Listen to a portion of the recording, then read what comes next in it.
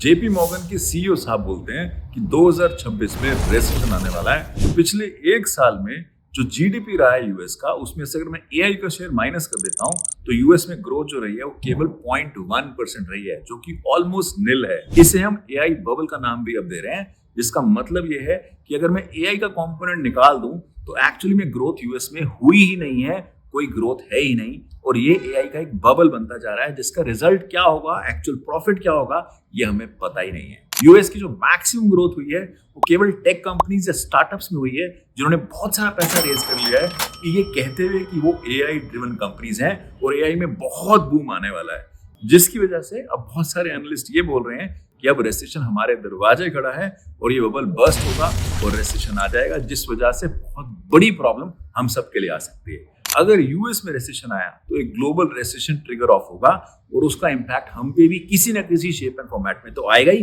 जैसा कि पास्ट भी हो चुका है। हमें 3 चीजों का ध्यान रखना चाहिए। सबसे पहले हमें अपने वो खर्चे जो हम अवॉइड कर सकते हैं, लग्जरी के ऊपर जो हम खर्चे करते चल रहे हैं, उनको कम कर लेना चाहिए। दूसरा, ऐसी कोई भी इन्वेस्टमेंट जिसका दाम बहुत बढ़ चुका है, कोई भी ऐसा शेयर या सिक्योरिटीज का दाम बहुत बढ़ चुका है, उसको अवॉइड करो, उसको मत लो। तीसरा, थोड़ा सा ना लिक्विडिटी मेंटेन करके रखो, ऐसी जगह पैसा रखो जहां आप जब मर्जी निकाल सको। हमें तो एक सिक्योर्ड स्टेप लेके रखना ही चाहिए। Subscribe Pankaj Dhingra for more such videos.